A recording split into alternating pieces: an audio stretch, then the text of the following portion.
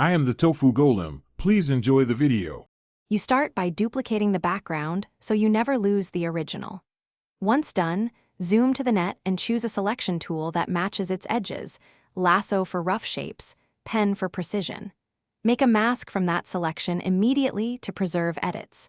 Make sure to set a small feather like 0, 5 to 2 pixels to avoid harsh transitions when blending. This gives you a controlled working area and prepares you for targeted retouch steps without affecting the whole image.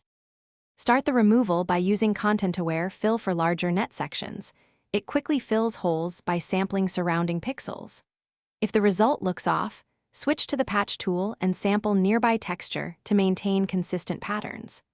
Once coarse fixes are done, refine with the clone stamp at about 50 to 70% opacity. That lets you gradually reconstruct fine details and avoid repeating patterns. Make sure to work in short strokes and alternate healing methods.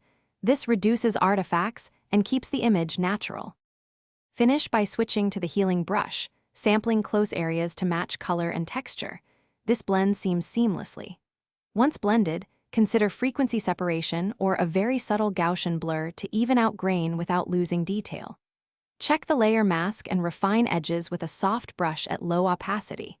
If you run into artifacts, undo the last steps, reduce tool opacity, or remake the selection with a tighter mask and repeat the content-aware pass. That single troubleshooting tip saves time and preserves realism.